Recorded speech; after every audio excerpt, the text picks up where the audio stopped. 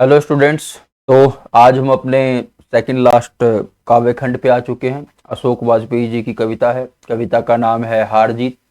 मुझे उम्मीद है आप लोग अच्छे से पढ़ रहे होंगे, अपनी परीक्षा की तैयारी कर रहे होंगे। सेंटअप की तारीखें भी घोषित हो गई हैं बिहार बोर्ड में, और बहुत जल्दी आप लोगों के अंतिम फाइनल परीक्षा भी होंगे।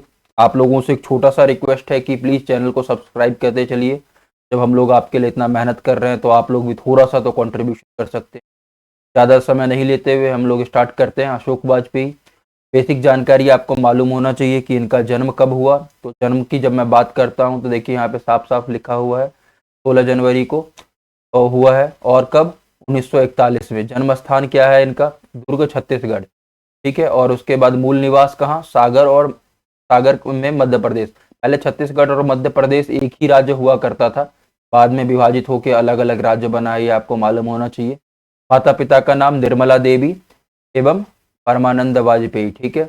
और प्रारंभिक शिक्षा कभी पूछता नहीं है उतना, तो चलिए सीधा आ जाइए। अब उसके बाद कीर्तियों कीर्तियों की जब मैं बात करता हूं तो क्या है, 3 दर्जन के लगभग मौलिक और संपादित कीर्तियां प्रकाशित की। ठीक है। तो उसमें से शहर अब भी संभावना है, एक पतंग, अनंत में, अगर इतने से, ये सब मुख्य है कविता संग्रह के अंदर। और उसके बाद आलोचना की मैं बात करूं तो कवि कह गया है और कविता का गल्प, ये आप याद रखिएगा। ये मुख्य है जो कि एमसीक्यू में कई बार पूछ देता है। तो मैं ज़्यादा समय नहीं लेते हुए सीधा अब आगे बढ़ता हूँ, कविता के व्याख्या पे आता हूँ। कविता के व्याख्या पे आने से पहले देखिए एक स्टेटमेंट दे रखा है। क्या लिखा है? तो साथ चले थे, जाने कब अपनी अपनी राह कहाँ निकल गए, जाने कहाँ कहाँ रोशनी की तलाश में भटकने के बाद अब समझ में आ रहा है कि रोशनी कहीं और से नहीं, ही शब्दों से आ रही है। कौन कह रहा है? अशोक वाजपेयी जी कह रहे हैं। तो याद रखिएगा, ये भी इंपॉर्टेंट हो सकता है, ये भी पूछा जा सकता है, कई बार पूछ ले। मैं कविता पे आ जाता हूँ। कविता क्या है? कविता का नाम है हार जीत। हार जीत से आप क्या समझते हैं? हार और जीत दो शब्द है। कई बार लोग हार के भी जीत जाते हैं, कई बार जीत के भी हार जाते हैं। जैसे मैं महाभारत की बात करूं तो एक तरीके से कहा जा सकता है कि पांडव ने युद्ध तो जीत लिया, लेकिन जीतने के बाद भी हार गए। जब भाई बंधु ही कुछ नहीं बचा, कुछ लोग ही नहीं बचे, तो क्या हुआ? एक तरीके से हार ही था। और कई बार हम लोग अपने घर में कलह होता है, चुपचाप डांट सुन लेते हैं, एक तरीके से हमारी हार है, लेकिन जीत है कि परिवार एक रह गया। ज़्यादा समय नहीं लूंगा, मैं कविता पे आता हूँ। कविता की जब मैं बात करता हूं तो क्या यहाँ पे लिखा गया है, देखते हैं। ठीक है। वो उत्सव मना रहे हैं, सारे शहर में रोशनी की जा रही है, उन्हें बताया गया है कि उनकी सेना और रथ विजय प्राप्त कर लौट रहे हैं। क्या कहा गया है? वे उत्सव मना रहे हैं, सारे शहर में रोशनी की जा रही है, उन्हें बताया गया है कि उनकी सेना उनकी सेना विजय और रथ विजय प्राप्त करके लौट रहे हैं। किनकी सेना? पहले तो ये सोचना पड़ेगा, और कौन उत्सव मना रहे हैं। तो चलिए इसकी व्याख्या पे आते हैं सीधा। क्या यहाँ पे कवि कहना चाह रहे हैं? पहले तो ऐसे आप स्टार्ट करिएगा। प्रस्तुत पंक्तियां हार जीत शीर्षक गद्य कविता से ली गई है, इसके रचनाकार अशोक वाजपेयी हैं। इन पंक्तियों में कवि ने राजनीतिक झूठ को उजागर किया है। कवि कहते हैं, नेता जनता को दिग्भ्रमित करते हैं और उन्हें वास्तविकता से दूर करते हैं।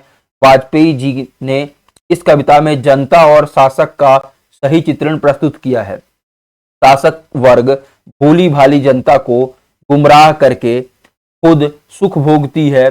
कवि ने जनता को जागरूक करने का प्रयास किया है। ठीक है। कवि ने जनता को जागरूक किस चीज से करने का प्रयास किया है? भ्रम से, झूठ से जागरूक करने का प्रयास किया है। ठीक है, कि इस सब चीज से बाहर निकले जनता। फिर आगे क्या है? नागरिकों से में से ज्यादातर को पता नहीं है कि किस युद्ध में उनकी सेना और शासक गए। जैसे कि जनता तक इंफॉर्मेशन नहीं पहुंचती है। युद्ध किस बात पर था, यह भी नहीं कि शत्रु कौन था। वे विजय पर्व मनाने की तैयारी में व्यस्त हैं। उन्हें सिर्फ इतना पता है कि उनकी विजय हुई। उनकी ये आशय क्या है, यह भी स्पष्ट नहीं है।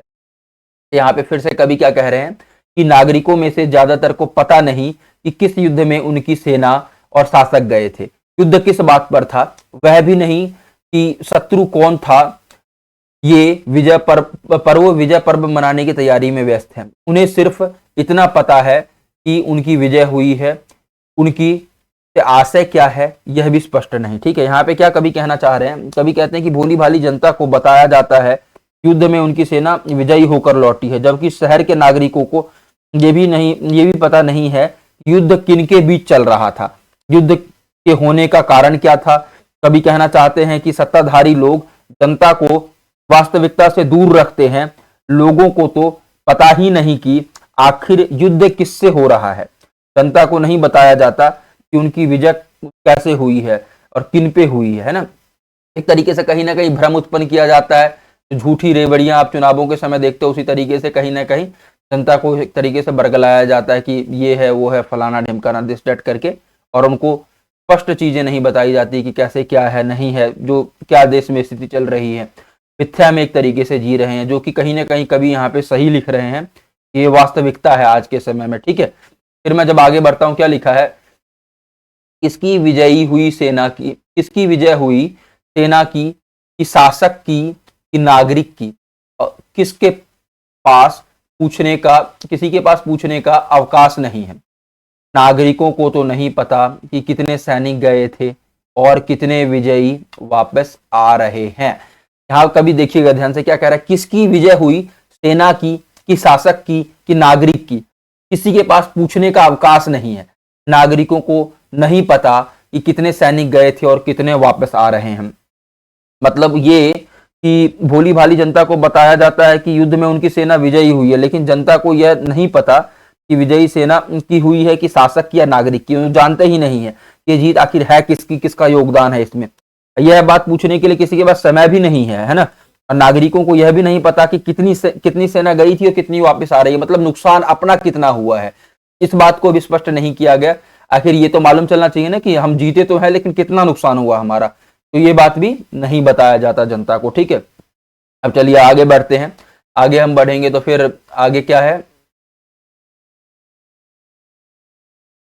खेत रहने वालों की सूची अप्रकाशित है, सिर्फ एक बूढ़ा मश्क वाला है जो सड़कों को खींचते हुए कह रहा है कि हम एक बार फिर हार गए हैं, और गाजे बाजे के साथ जीत नहीं हार लौट रही है, उस पर कोई ध्यान नहीं देता है। और अच्छा यह है कि उस पर सड़कें सींचने भर की जिम्मेवारी है, सच को दर्ज करने या बोलने की नहीं। बहुत गंभीर पंक्तियां हैं, फिर से ध्यान से सुनिएगा। खेत रहने वालों की सूची अप्रकाशित है, सिर्फ एक बूढ़ा मश्क वाला है जो सड़कों को सींचते हुए कह रहा है कि हम एक बार फिर हार गए हैं, और गाजे बाजे के साथ जीत नहीं हार लौट रही है, उस पर कोई ध्यान नहीं देता है। और अच्छा यह है कि उस पर सड़कें सींचने भर की जिम्मेवारी है, सच को दर्ज करने या बोलने की नहीं।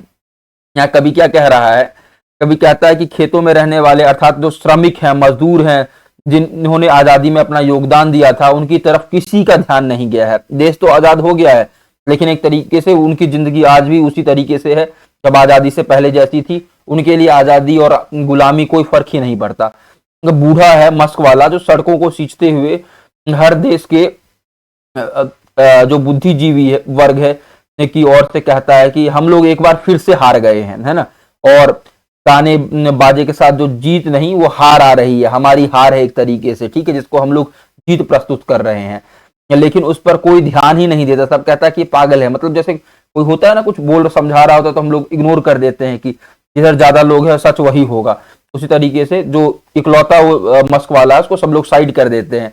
और सबसे अच्छा बात यह है कि उसके ऊपर कोई जिम्मेवारी नहीं है, जिम्मेवारी मुक्त है। अगर उसके ऊपर ये जिम्मेवारी होता सच बोलने का या सच दर्ज करने का, तो सोचिए उसकी स्थिति क्या होती। एक तरफ तो कह रहा है कि हम लोग हारे हैं और दूसरी तरफ को इस बात को स्वीकारने के लिए तैयार नहीं होता, तो उसकी क्या दुर्गति हो जाती। अंतिम पंक्तियां देखिएगा, जिन पर है वे सेना के साथ ही जीत कर लौट रहे हैं। ठीक है, क्या लिखा है, जिन पर है वे सेना के साथ ही जीत कर लौट रहे हैं। लेखक के अनुसार शासक और सत्ताधारी वर्ग कभी भी अपनी हार की घोषणा नहीं करता, वह अपनी हार को भी विजय के रूप में प्रस्तुत करता है। तथा जनता को यह स्वीकार करने के लिए विवश करता है कि वह उसे बलवान और समर्थवान समझे। कुल मिलाकर ऐसे समझिए कि भारत और पाकिस्तान के मध्य युद्ध हुआ था, ठीक है, 1971 के बीच। तो क्या पाकिस्तान की सरकारों ने बोला होगा कि हम लोग हारे हैं, भारत से नहीं हारे हैं? उसी तरीके से कभी भी सत्ताधारी वर्ग कभी ये नहीं कहता कि हमारी हार हुई है, वो इस बात को स्वीकार करने के लिए तैयार नहीं होते कि हम किसी चीज में हारे हैं। उनको हमेशा यही लगता है कि हम हमेशा जीते ही हैं, हमारी जीत ही हुई है। वो अपनी हार को स्वीकार नहीं करते हैं और इसके कारण जनता भी भ्रम में रहती है और जनता भी इस झूठे आश्वासन के कारण हमेशा नुकसान में रहती है और देश का बंटाधार तो होता ही है। तो मुझे उम्मीद है कि हार जीत जो ये कविता है इसको आपने अच्छे से समझा होगा कि हार जीत का अर्थ क्या है, ये भी स्पष्ट हुआ होगा। कई बार परीक्षा में पूछ देता है कि ये हार जीत से आप क्या समझते हैं, हार जीत का क्या अर्थ है, इसका अर्थ आप स्पष्ट रखिएगा। कई बार हारने के बाद भी लोग जीत जाते हैं और कई बार जीतने के बाद भी लोग हार जाते हैं। हार जीत से ये आशय है। चलिए अब ज्यादा समय नहीं लेते हुए मैं आऊंगा कठिन शब्द पे। वैसे कुछ है नहीं कठिन शब्द इसमें। आप लोगों से रिक्वेस्ट है कि सब्सक्राइब करते हुए चलिएगा। अगले वीडियो में हम लोग प्रश्न अभ्यास करेंगे और अच्छे से पढ़िए, अच्छे से बढ़िए, बिहार का नाम रोशन करिए। सबसे पहला क्या है? खेत रहना। खेत रहने का मतलब क्या है? मारा जाना, है ना। दूसरा क्या है? मश्क वाला, मतलब पानी रखने वाला चमड़े का एक थैला मश्क होता है, जिसमें पानी रखते हैं। पहले के समय में क्या होता था कि पानी रखा जाता था संभाल के। रेगिस्तान वाले इलाके में जाएंगे आप, वहां पे पानी रखने के लिए जो बड़े जानवर होते हैं उनको उनका चमड़े का एक थैला बनाया जाता है, उसमें पानी रखा जाता है, ठीक है। तो आप शब्द समझ गए होंगे। खेत रहना कहाँ शब्द आया है ऊपर देखिएगा, बताइएगा, है ना। चलिए तो आज के लिए इतना ही, इसको समाप्त करते हैं। मुझे उम्मीद है आपको समझ आया होगा। अगर स्पीड कम लगे तो बढ़ा लीजिएगा, यूट्यूब में फंक्शन है, और अगर ज्यादा लगे तो कम कर लीजिएगा। मिलते हैं अगले वीडियो में। All the best.